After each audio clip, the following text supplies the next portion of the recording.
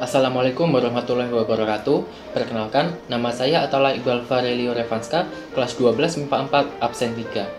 Pada kali ini, saya akan mempresentasikan tentang rangkuman biologi, metabolisme, anabolisme, dan katabolisme. Nah, pada metabolisme ini terdiri atas katabolisme dan anabolisme. Pada anabolisme itu misalnya kemosintesis dan fotosintesis. Sedangkan katabolisme itu terjadi pada karbohidrat, protein, serta lemak. Nah, yang pertama ini adalah metabolisme.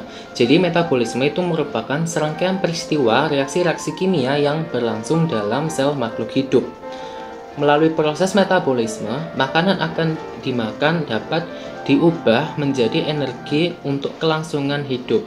Di dalam tubuh makanan mengalami serangkaian perombakan melalui berbagai reaksi kimia sehingga membebaskan energi yang dikandungnya, yaitu berupa molekul adenosin trifosfat atau ATP. Metabolisme itu dapat digolongkan menjadi dua, yaitu proses pembongkaran yang disebut katabolisme dan proses penyusunan yang disebut anabolisme. Reaksi-reaksi kimia yang terjadi dalam metabolisme tersebut akan dipengaruhi lajunya oleh protein khusus yang disebut enzim. Tanpa enzim, laju metabolisme tersebut langsung lambat. Nah, yang kedua ini adalah enzim. Jadi enzim adalah suatu senyawa kimia atau protein khusus yang berperan sebagai katalisator suatu reaksi kimia dalam tubuh makhluk hidup. Enzim sebagai katalisator dapat mempercepat suatu reaksi kimia, yaitu dengan cara menurunkan energi aktivasi. Energi aktivasi adalah energi awal yang digunakan untuk melalui suatu reaksi kimia. Enzim merupakan biokatalisator, yang artinya dapat mempercepat reaksi-reaksi biologi tanpa mengalami perubahan struktur kimia. Nah, di sini ada struktur enzim. Jadi, keseluruhan bagian enzim disebut holoenzim. Enzim disusun oleh dua komponen utama, yaitu yang pertama ada gugus protein atau apoenzim, yaitu bagian dari enzim yang tersusun dari molekul protein. Yang kedua ada gugus non-protein, yaitu bagian dari enzim yang tersusun dari senyawa non-protein.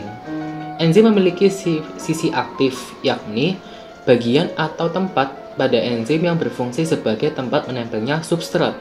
Komponen non-protein atau gugus prostetik memiliki sifat stabil pada suhu yang relatif tinggi dan tidak berubah pada akhir reaksi.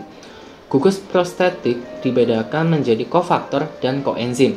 Kofaktor tersusun dari zat anorganik yang umumnya logam, misalnya Cu, Fe, Mn, Zn, Ca, K, dan Co. Koenzim tersusun dari senyawa organik non-protein yang tidak melekat erat pada bagian protein enzim, misalnya vitamin NAD, NADP, dan koenzim A. Nah, berikut merupakan gambar dari struktur enzim. Sebagai biokatalisator, enzim memiliki beberapa sifat, antara lain, yang pertama, enzim hanya merubah kecepatan reaksi. Yang kedua, enzim bekerja secara spesifik. Yang ketiga, enzim merupakan protein. Enzim diperlukan dalam jumlah sedikit. Enzim bekerja secara bolak-balik, dan enzim dipengaruhi oleh faktor lingkungan. Nah, di sini ada cara kerja enzim. Cara kerja enzim dalam berikatan dengan struktat ada dua teori yang menjelaskannya, yaitu yang pertama ada teori lock and key. Teori lock and key menganalogikan mekanisme kerja sistem seperti kunci dengan anak kunci. Substrat termasuk ke dalam sisi aktif enzim. Jadi, sisi aktif enzim seolah-olah kunci dan substrat merupakan anak kunci. Gambarnya adalah seperti ini. Nah, teori yang kedua ini adalah teori induced fit. Teori induced fit ini merupakan bahwa setiap molekul substrat memiliki permukaan yang hampir pas dengan permukaan sisi aktif enzim. Jika substrat masuk ke dalam sisi aktif enzim, akan terbentuk kompleks enzim substrat yang pas. Nah, modelnya adalah seperti ini pada teori yang kedua. Lalu ada faktor-faktor yang dapat mempercepat dan memperlambat kerja enzim. Antara lain adalah yang pertama ada suhu. Jadi suhu yang terlalu tinggi dapat menyebabkan denaturasi protein dan suhu yang terlalu rendah dapat menghambat laju reaksi. Setiap enzim mempunyai suhu optimum yang spesifik. Jika enzim berada di bawah suhu optimum, maka cara kerja enzim akan terhambat. Yang kedua ada pH. Jadi perubahan pH mengakibatkan sisi aktif enzim berubah sehingga dapat menghalangi terikatnya substrat pada sisi aktif enzim. Selain itu, perubahan pH juga mengakibatkan proses denaturasi pada enzim. Faktor yang ketiga itu adalah konsentrasi enzim dan substrat. Jika enzim terlalu sedikit dan substrat terlalu banyak, reaksi akan berjalan lambat dan bahkan ada substrat yang tidak terkatalisasi. Semakin banyak enzim, maka reaksi akan berjalan semakin cepat. Yang keempat ada zat-zat pengikat. Aktivator yaitu zat yang berfungsi memacu atau mempercepat reaksi enzim. Contohnya aktivator antara lain garam-garam dan logam alkali dalam kondisi encer 2% sampai 5% dan ion logam. Faktor yang kelima itu ada zat-zat penghambat. Ada dua macam inhibitor enzim, yaitu inhibitor kompetitif dan inhibitor non-kompetitif. Inhibitor kompetitif adalah inhibitor yang berkaitan secara kuat pada sisi aktif enzim. Sedangkan inhibitor non-kompetitif adalah inhibitor yang terikat pada sisi elosterik enzim selain alat aktif enzim. Inhibitor ini mengakibatkan sisi aktif enzim berubah hingga substrat tidak dapat berikatan dengan sisi aktif enzim. Nah, sekarang kita masuk pada subbab katabolisme. Katabolisme atau disebut juga desimilasi merupakan reaksi kimia yang berkaitan dengan proses pembongkaran, penguraian, atau pemecahan molekul atau senyawa kompleks menjadi molekul atau senyawa yang lebih sederhana dengan bantuan enzim. Berdasarkan kebutuhan akan oksigen, katabolisme dibagi menjadi dua, yaitu respirasi aerob dan respirasi anaerob. Yang pertama ada reaksi aerob. Reaksi aerob adalah respirasi yang membutuhkan oksigen bebas dari udara untuk menghasilkan energi.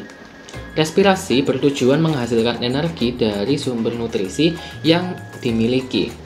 Semua makhluk hidup melakukan respirasi dan tidak hanya berupa pengambilan udara secara langsung.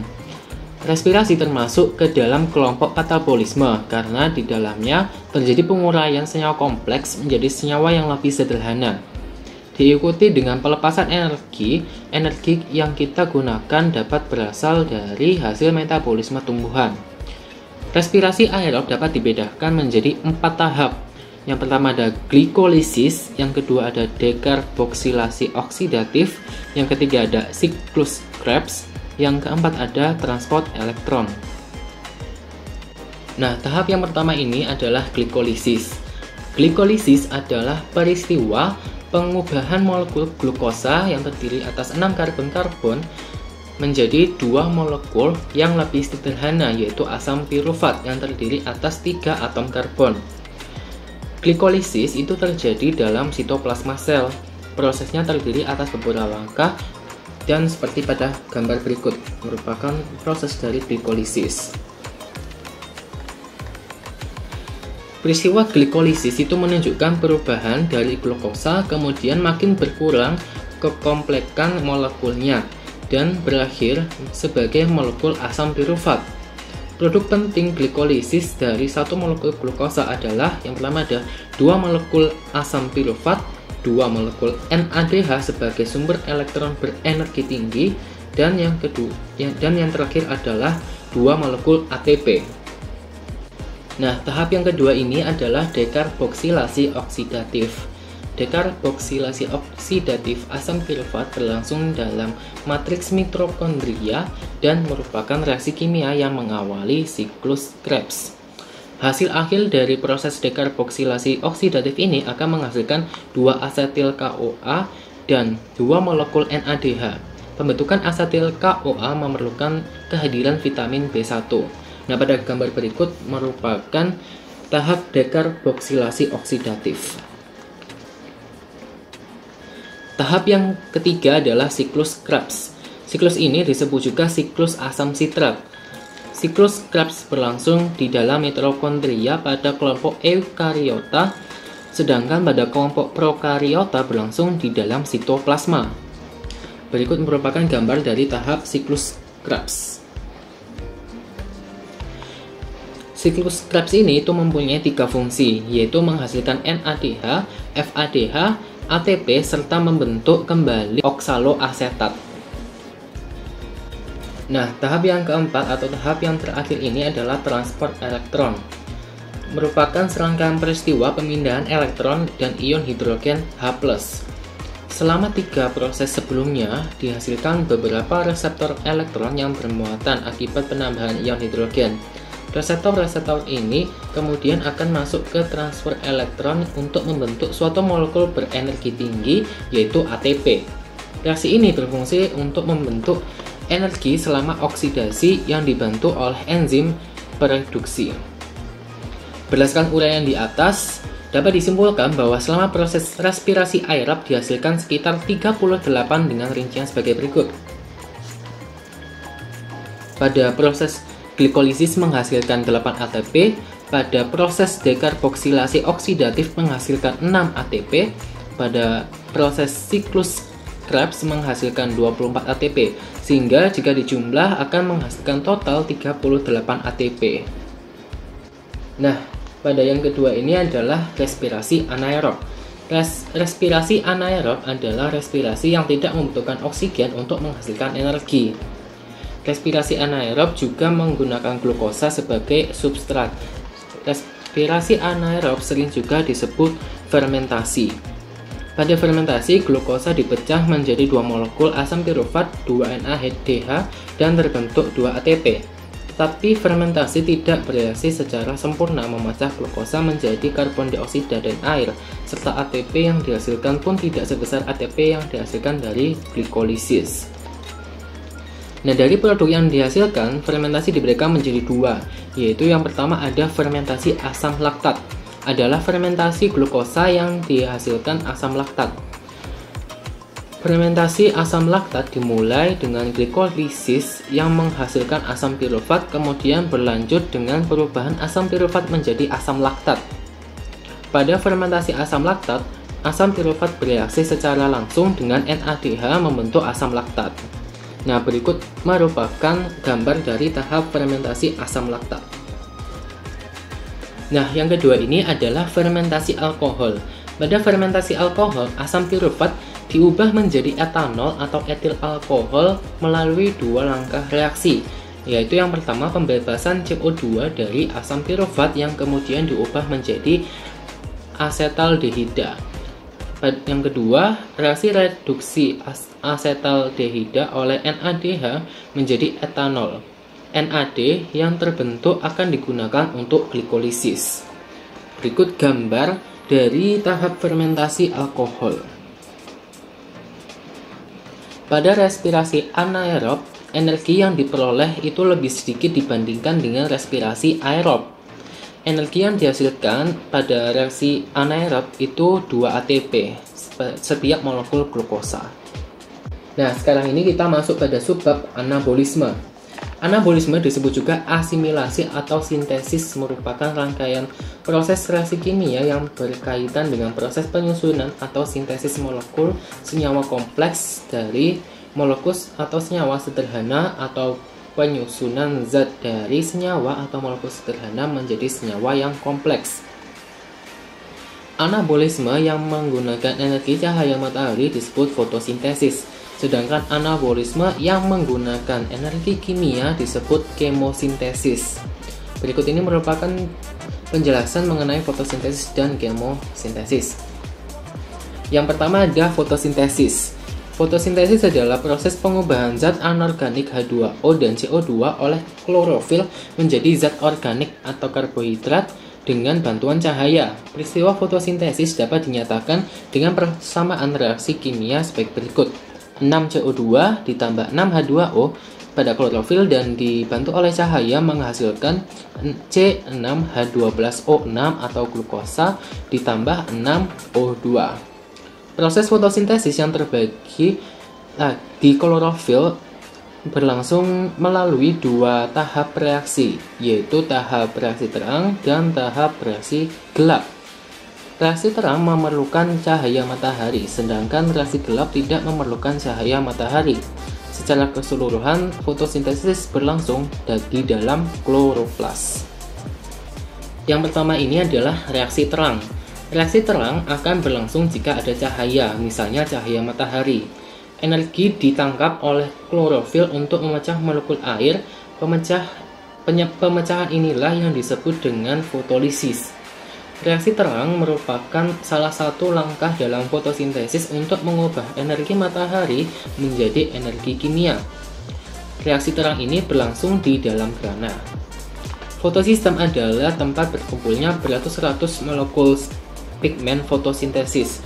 Di dalam sel-sel daun terdapat tilakoid yang pada membrannya terdapat klorofil dan bersama protein serta molekul lainnya akan membentuk fotosistem. Terdapat dua jenis fotosistem yang bekerja sama dalam reaksi terang fotosintesis, yaitu fotosistem 1 dan fotosistem 2. Kedua fotosistem ini bekerja sama menghasilkan ATP dan NADPH sebagai produk utama dalam reaksi terang. Nah, berikut merupakan gambar dari reaksi terang. Nah, yang kedua ini adalah reaksi gelap. Reaksi gelap merupakan proses penggunaan ATP dan NADPH untuk mengubah CO2 menjadi gula. Fase-fasenya yang pertama adalah pengikatan atau fiksasi CO2. Kedua adalah reduksi, yang terakhir ada pembentukan RUBP. Pada reaksi gelap ini disebut juga siklus Calvin-Benson. Disebut reaksi gelap karena tidak bergantung secara langsung dengan cahaya matahari. Reaksi gelap ini terjadi di stroma. Nah, pada gambar ini itu merupakan tahapan dari reaksi gelap. Reaksi gelap itu terjadi melalui beberapa tahapan, yaitu yang pertama, karbon dioksida diikat oleh RUBP atau ribulosa bifosfat yang terdiri atas 5 karbon menjadi senyawa 6 karbon yang labil. Masing-masing PGA menerima gugus fosfat dari ATP. Lalu tiap 6 molekul karbon dioksida yang diikat dihasilkan 12 PGAL. Dari 12 PGAL, 10 molekul kembali ke tahap awal menjadi RUBP dan seterusnya RUBP akan mengikat CO2 yang baru. Nah, 2 PGAL lainnya akan berkondensasi menjadi glukosa 6-fosfat. Molekul ini merupakan prekursor atau bahan baku untuk produk akhir menjadi molekul sukrosa yang merupakan karbohidrat untuk diangkut ke tempat penimbunan tepung pati yang merupakan karbohidrat tersimpan sebagai cadangan makanan. Nah, yang terakhir ini adalah proses kemosintesis. Kemosintesis merupakan proses penyusunan atau pembentukan zat organik dengan memanfaatkan sumber energi hasil reaksi kimia. Pada kemosintesis, energi diperoleh dari hasil oksidasi senyawa anorganik yang diserap dari lingkungan. Kemosintesis dapat ditemukan dalam yang pertama, pembentukan sulfat oleh bakteri sulfur seperti Thiobacillus dan Bagiatoa. Yang kedua, ada pembentukan nitrat oleh bakteri nitrat dan bakteri nitrit seperti Nitrosomonas, Nitrosococcus, dan Nitrobacter. Bakteri-bakteri tersebut merupakan energi dari hasil oksidasi senyawa-senyawa tertentu. Misalnya bakteri besi memperoleh energi kimia dengan cara oksidasi Fe2+ atau ferro menjadi Fe3+ atau feri. Bakteri Nitrosomonas dan Nitrosococcus memperoleh energi dengan cara mengoksidasi NH3, tepatnya amonium karbonat, menjadi asam nitrit dengan reaksi berikut ini.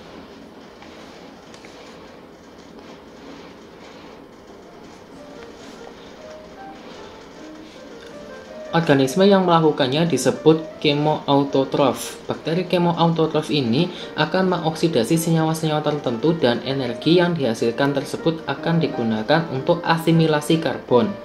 Beberapa bakteri kemosintesis ini mempunyai kemampuan, yaitu mampu membuat karbohidrat dari bahan mentah anorganik.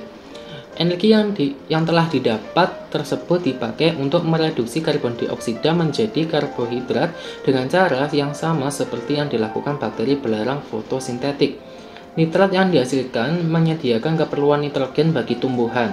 Untuk mudahnya bisa dilihat pada bagian gambar ini.